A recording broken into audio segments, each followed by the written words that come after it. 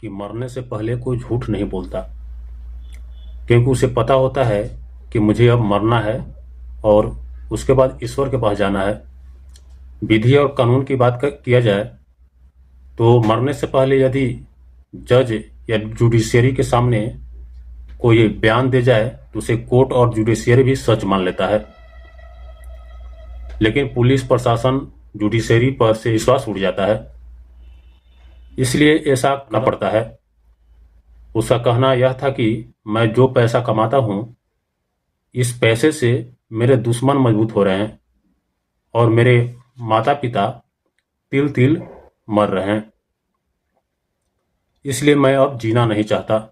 साथ में कुछ ऐसी बात भी कह देता है कि मरने के बाद मेरे लाश के आसपास मेरी पत्नी को न आने दिया जाए, पत्नी के परिवार को नज़दीक भी भटकने न दिया जाए। साथ में यह भी कहता है कि मेरे अस्थियों को तब तक विसर्जित न किया जाए जब तक इंसाफ न मिल जाए, और यह भी कहता है कि यदि इंसाफ न मिले तो वहीं जिस अदालत में मेरी सुनवाई चल रहा था उसके सामने किसी गटर में मेरी अस्थियों को बहा दिया जाए। लेकिन एक बात यह भी है कि मेरे बेटे को मेरी माँ बाप को सौंप दिया जाए, क्योंकि मेरे बेटे को परवरिश करने में मेरे पत्नी का सक्षम नहीं है। भारत के कोई ऐसा सोशल मीडिया नहीं होगा जहां पर यह बात फैला नहीं होगा।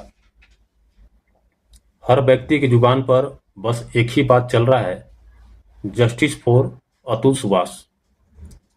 जिसने भी ये बातें सुनी आंखों में आंसू आ गए। आज की कहानी में यह जानने का प्रयास करेंगे कि आखिर अतुल सुभाष के साथ ऐसा क्या हुआ था। नमस्कार, मैं हूं रवि चौधरी और आप देख रहे हैं टेक्नोलॉजी ज्ञान विद रवि। आज मैं इस वीडियो में अतुल सुभाष के बारे में जानेंगे कि आखिर अतुल सुभाष को हुआ क्या था। यह घटना 9 दिसंबर 2024 की सुबह 6 बजे शुरुआत हो जाती है। दरअसल बेंगलुरु पुलिस कंट्रोल रूम को एक फोन जाता है। बताया यह जाता है कि एक एआई इंजीनियर है जो अब इस दुनिया में नहीं रहा, जो जान दे दी है। जैसे ही पुलिस को यह सूचना मिलती है, पुलिस तुरंत एक्शन में आ जाती है और तुरंत घटनास्थल पर पहुंचती है।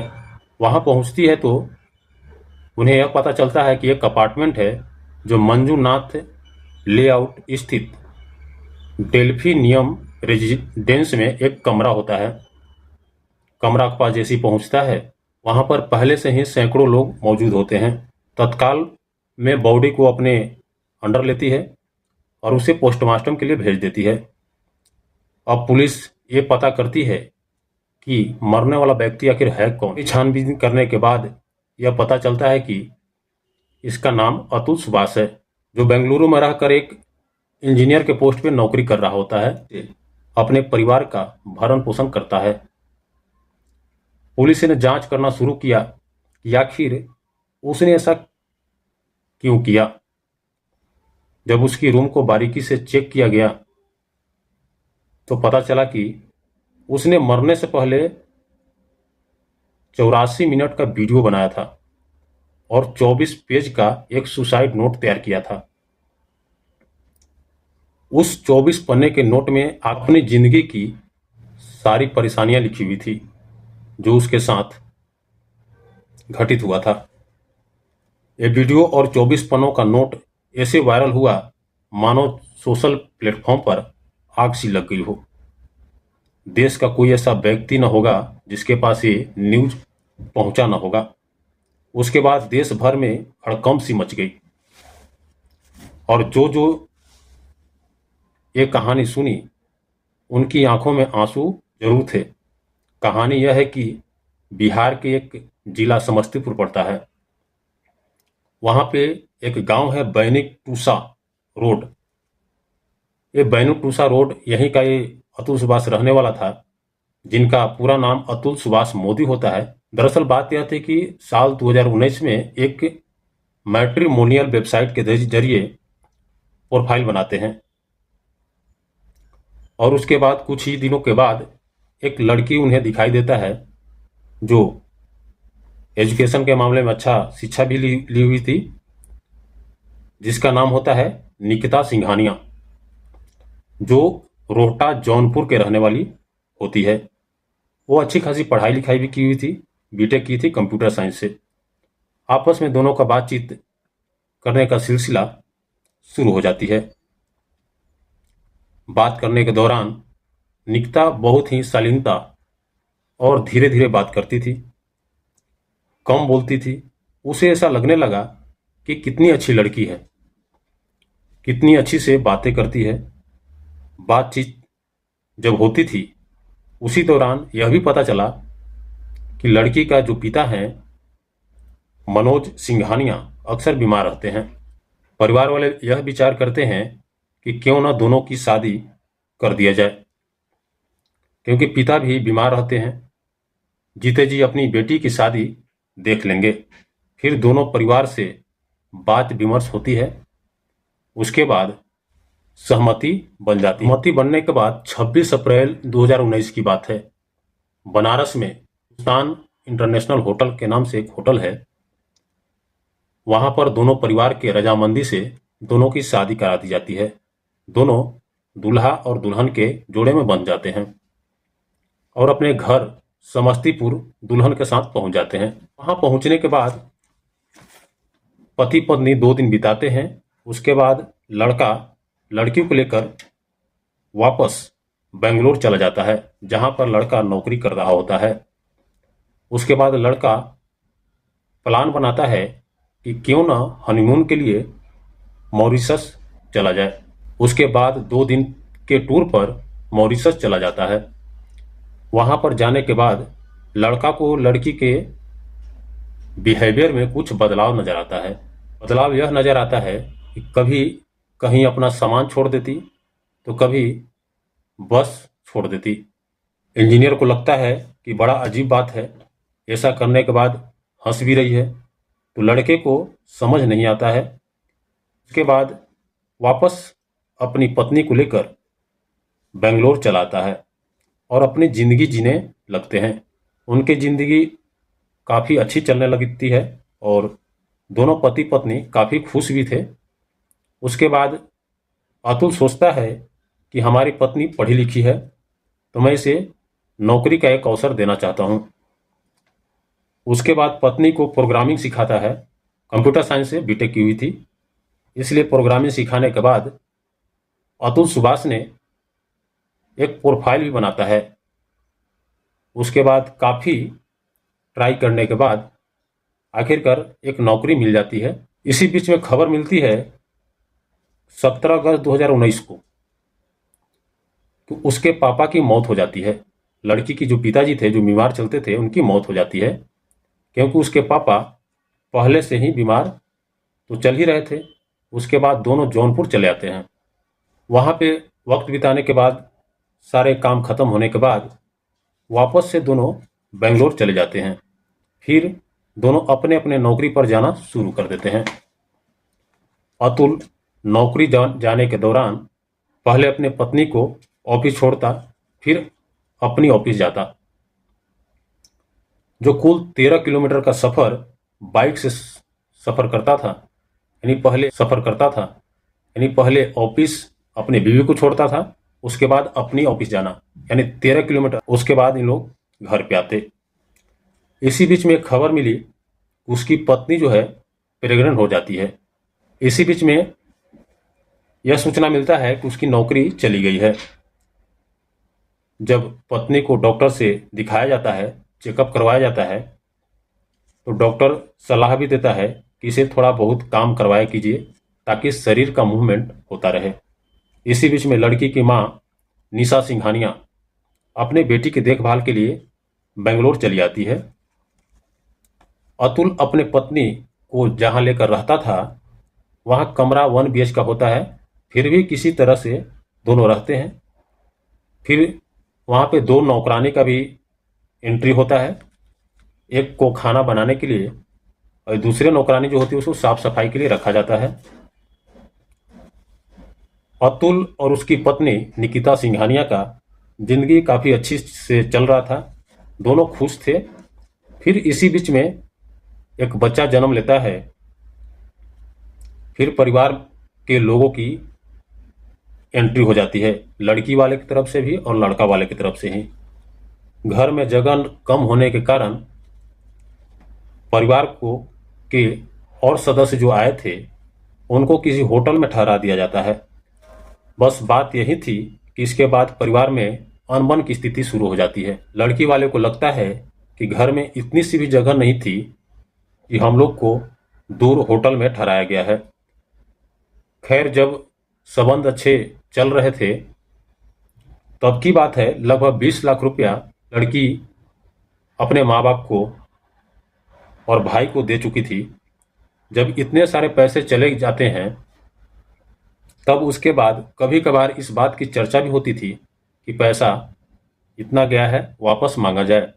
इस बीच बात पे भी काफ़ी झगड़ा होता, छोटी छोटी बातों को लेकर झगड़ा होना शुरू हो गया, क्योंकि पत्नी की नौकरी जाने के बाद माँ और बेटी कमरे में ही रहते थे, जो दिन भर आपस में बातचीत करते रहते थे, सीरियल देखते थे और छोटी छोटी बातों को लेकर के माँ और बेटी में अनबन भी हुआ करता था।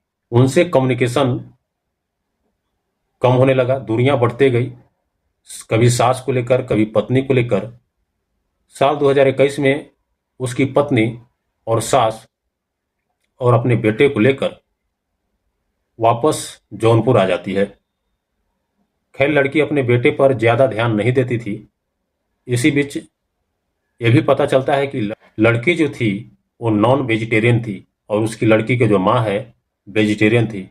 ये सब छोटे छोटे बातों के लेकर माँ बेटी में भी काफ़ी झगड़ा होता था, तनाव का माहौल बना रहता था बराबर,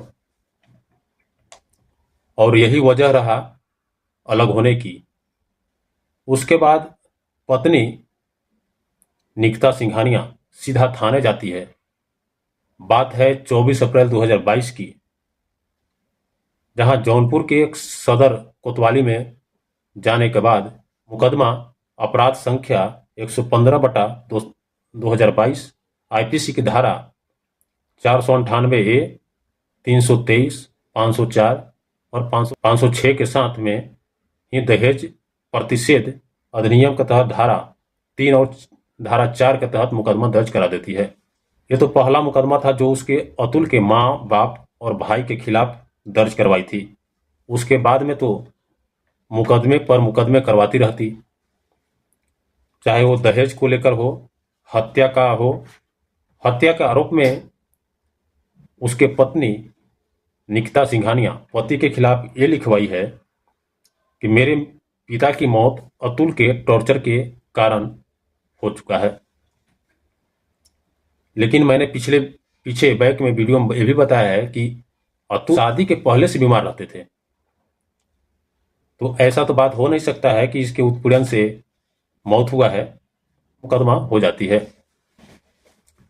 लेकिन ऐसा नहीं था। दरअसल बात यह थी कि लड़की अपने पति को परेशान करना चाहती है, जिसकी एवज में इस पर भी मुकदमा दर्ज करवा देती है।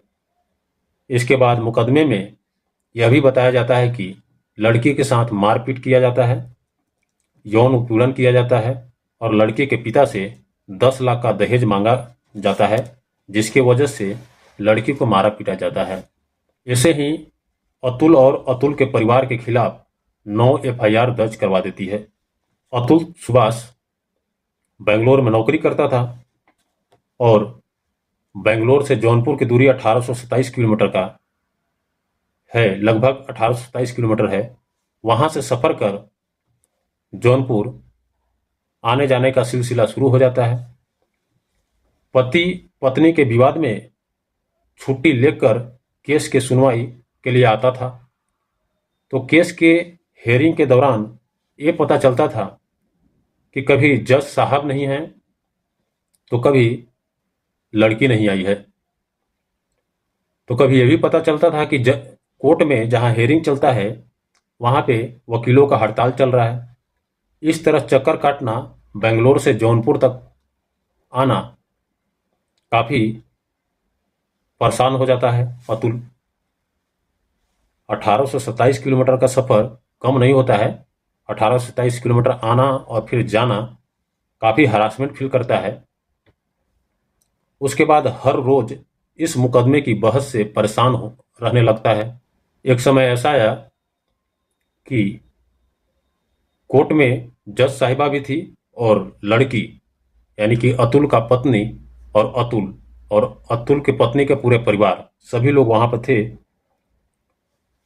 उस समय अतुल सुभाष कहता है जज साहिबा से कि मैडम, आप जानते नहीं हैं कि एनसीआरबी के रिपोर्ट के अनुसार बड़ी मात्रा में गलत रिपोर्ट दर्ज करवाने की वजह से जान तक दे देते हैं।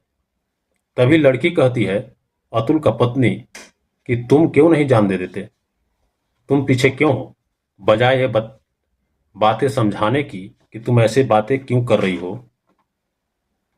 जज इस बात पर हंस देती है। अब वो अतुल जो है परेशान सा हो जाता है, बार बार कोर्ट का चक्कर काट काट के। अब ये सोच रहा था कि किसी तरह किसी भी तरकीब से सेटलमेंट हो जाता तो बहुत अच्छा होता। फिर अतुल को एक पेशेगार से बातचीत होता है। पेशेगार जो मुजरिम को कोर्ट में पेश करता है, पेशेगार यह बताता है कि 3 लाख दे दो और केस सेटलमेंट हो जाएगा। हो सकता है जज साहिबा जो थी वो पेशेगार के माध्यम से कहलवाना चाहती हो। खैर, बात नहीं बनती है। अब सीधे सीधे जज साहिबा से बात होती है तो पता यह चलता है कि जज साहिबा 5 लाख की डिमांड कर रही है। अब इतना सारा पैसा कहां से लाए? ऐसे ही पहले ही निकिता के परिवार को अतुल 20 लाख से अधिक दे चुका था और ऊपर से 1827 किलोमीटर बेंगलोर नौकरी से छुट्टी लेकर के जौनपुर आना काफी खल रहा था, उसमें भी पैसा लग रहा था। ऐसे में अतुल सुभाष जो था काफी परेशान हो गया। उसके बाद मेंटेनेंस के नाम पे 2 लाख रुपया निकिता के द्वारा मांगा जाता है पर महीने। लेकिन जज साहब फैसला सुनाते हैं 29 जुलाई 2023 को। उसमें पता यह चलता है कि 2 लाख नहीं, बच्चे के परवरिश के लिए प्रति माह 40,000 रुपया आपको देना ही पड़ेगा। खैर, कोर्ट का मामला था, अतुल को मानना ही पड़ेगा। इसी बीच सास निशा सिंघानिया का कुछ चैट वायरल होता है, जिस चैट में यह लिखा होता है कि मैंने तो सारी अखबार पढ़ डाला, मैंने सारे अखबार ढूंढ लिया, तुम्हारा मरने का खबर कहीं नहीं छपा। उसके बाद सास का भी कैरेक्टर जो था सामने आना ही था, आ गया। उसके बाद अतुल जो था काफी टूट जाता है सिस्टम से, परिवार से और अपने बच्चे और ससुराल से, सभी से टूट जाता है। फिर अतुल मन में यह सोचता है कि प्रतिदिन घुट घुट कर मरने की बजाय मैं अपनी जान ही दे देता हूं। और फिर 8 दिसंबर 2024 की वो रात वह अंतिम रात बना लिया। 9 दिसंबर 2024 को जब लोगों को इस घटना के बारे में पता चला तो यह घटना सोशल मीडिया पर वायरल हो जाता है। दरअसल 24 पन्ना का यह नोट और 84 मिनट का ये वीडियो काफी तेजी से वायरल होते हैं, जिसमें वह छोटी मोटी हर एक पहलू पर बातचीत किया होता है। लोगों को भी वह समझाने की कोशिश किया था। पुलिस प्रशासन और जुडिशियरी से विश्वास उठ चुका था। जज ने भी उसके साथ जो व्यवहार किया था उसकी वजह से वह काफी परेशान हो जाता है। उसके बाद ऐसा कदम उठाने पर मजबूर हो जाता है। जब यह घटना हो जाती है तो उसके बाद लड़के का भाई जो समस्तीपुर का रहने वाला था, का नाम है विकास मोदी, वह बेंगलोर जाता है। बेंगलोर जाने के बाद बेंगलोर पुलिस से संपर्क करता है। उसके बाद एक एफआईआर दर्ज करवाता है, जिसमें एफआईआर में उसकी पत्नी निकिता सिंघानिया, माता निशा सिंघानिया और भाई अनुराग सिंघानिया और चाचा ससुर सुनील सिंघानिया के खिलाफ एफआईआर दर्ज करवाता है और एफआईआर दर्ज हो जाता है। उसके बाद ये कहानी अखबारों, सोशल मीडिया के कोई ऐसा प्लेटफॉर्म नहीं होगा जहाँ पे ये न्यूज नहीं पहुँचा होगा। उसके बाद से कहानी ये शुरू होता है कि जौनपुर रोहटा के एक जमघट जाता है और जाने के बाद वहाँ के रहने वाले लोगों से बातचीत करने का प्रयास इन लोग करते हैं। निकिता के घर पर जाने के बाद पत्रकार लोग बाहर से बेल दबाते हैं, लेकिन कोई बाहर निकलता नहीं है। जब पत्रकार लोग कैमरा चलाना शुरू करते हैं, वीडियो बनाना शुरू करते हैं, तो कुछ समय के बाद निकिता की माँ और साला, यानी कि अतुल का साला और अतुल का सास, जो निशा सिंघानिया और अनुराग सिंघानिया जो थे, बालकनी से झांकते हुए पत्रकारों से नोकझोंक करने लगते हैं और वीडियो बनाने से मना करते हैं। कहते यह हैं कि इधर उधर की वीडियो बनाने की कोशिश न करो, अंजाम ठीक नहीं होगा। उसकी हिम्मत तो देखिए, अतुल के मौत के बाद पूरे देश में न्याय को लेकर के न्यूज वायरल हो रहे हैं। Justice for Atul Subhash trend कर रहे हैं सोशल नेटवर्क पे। उसके बावजूद भी मीडिया वालों को धमका रहा है उन लोग। तब जाकर लोगों ने एक ट्रेंड शुरू कर दिया कि न्याय मिलना ही चाहिए किसी भी हालत में। जब उसकी कहानी वायरल होता है तो उसमें एक 84 मिनट का जो वीडियो था, उसमें वो बताता है कि मैं जो पैसा कमाता हूं, उस पैसे से हमारे दुश्मन मजबूत हो रहे हैं और मेरे माँ बाप तिल तिल मरने को मजबूर हो गए हैं। इसलिए मैं अपनी जिंदगी छोड़कर जा रहा हूं ताकि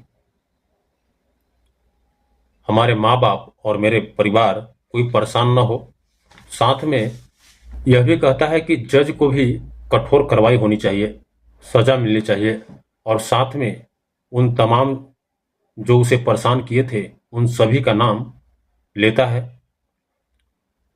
पत्नी निकिता, सास निशा, साला अनुराग सिंघानिया, ससुर सुनील सिंघानिया, सभी लोगों का नाम लेता है कि सभी पर सख्त से सख्त कार्रवाई होनी चाहिए। देखने योग्य बातें ये होगी कि इसने जो वीडियो में बोला है, 24 पन्ने का जो कहानी लिखा है, उसका कितने मूल्य होगा, मायने होगा, कितने नहीं होंगे। जितने आज आवाज उठ रहे हैं प्रेजेंट टाइम में, वाकई में इस आवाज को लोगों और जज, कोर्ट या पुलिस प्रशासन जाग पाती है या नहीं, उसके बाद ही पता चलेगा कि इसे इंसाफ मिलेगा या नहीं। पता नहीं अतुल ने जो वीडियो में बताया, वाकई में सभी को जाते जाते रुलाकर चला गया। मैं तो कहता हूं कि इंसाफ किसी भी हाल में मिलना ही चाहिए, क्योंकि अतुल ने कहा है उसका जो बेटा है उसके माता पिता को मिल जाना चाहिए।